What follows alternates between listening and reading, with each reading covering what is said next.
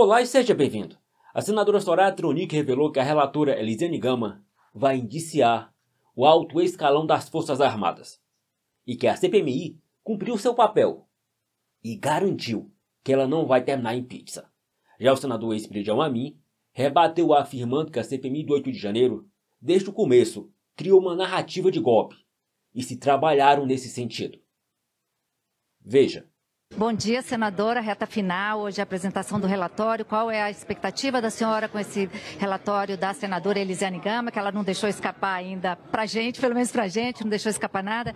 Qual a expectativa da senhora? A expectativa é que a gente possa conseguir finalizar o nosso trabalho, entregar para a sociedade e também entregar, obviamente, para as autoridades competentes um relatório robusto, um relatório bem fundamentado e um relatório, acima de tudo, justo, individualizado, com a proposta de indiciamento de várias pessoas que tentaram dar um golpe de Estado no nosso país. Tem alguma uma notícia, por exemplo, a senhora sabe alguma coisa desse relatório em relação a indiciamentos, por exemplo? Olha, o que eu posso adiantar? Tem militar e civis do primeiro escalão indiciados. Militares de alta patente serão indiciados, sim.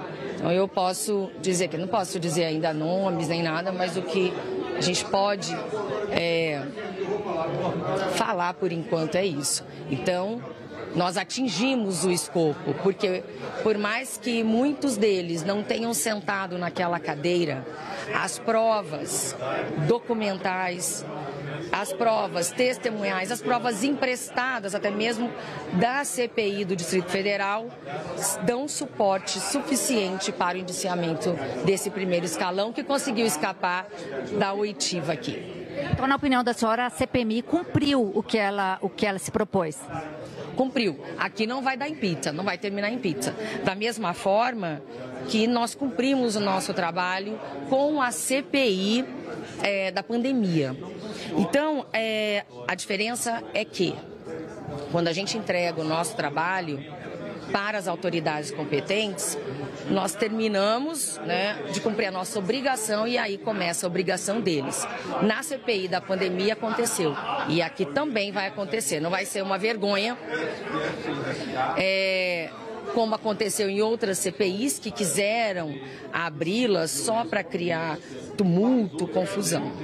Certo, senador, muito obrigada, um bom dia. E eu vou conversar agora com o senador Espiridião Amin. Bom dia, senador. Bom dia. A expectativa do senhor com essa reunião hoje, o que a bancada, além do parecer da relatora, tem um voto em separado aí da bancada de oposição. O que é esse voto em separado? O senhor pode adiantar alguma coisa para a gente dele? Posso dizer que a narrativa da relatora já foi apresentada no primeiro dia da CPMI. Né?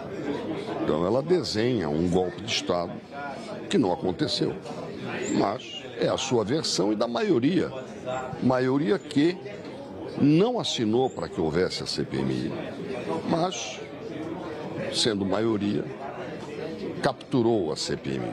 E o nosso relatório focaliza exatamente essas falhas fáticas, falhas quanto aos fatos, não quanto à interpretação. Por exemplo, as omissões. O governo fez um esforço meticuloso, detalhado, para impedir que se investigassem as omissões. Teve sucesso? Não, porque nós temos um conjunto avassalador de fatos indiscutíveis que demonstram que houve essa omissão. Com as informações que chegaram ao Sistema Brasileiro de Inteligência, com a prevaricação do Ministério da Justiça em relação ao emprego ou não da Força Nacional que ali estava disponível, e tudo isso documentado. Portanto, o nosso mapa das omissões fica para que nós, como sociedade, prossigamos na investigação. Esta CPMI não conseguiu sequer ouvir o chefe da Força Nacional que estava disponível no dia 8 de janeiro e que não foi empregado. nem o seu trabalho, nem empregada a atuação da própria Força Nacional. O senhor está dizendo que a CPI não cumpriu o que ela se propôs? Não, esta parte da omissão não é que não cumpriu, ela foi obstaculizada pelo governo.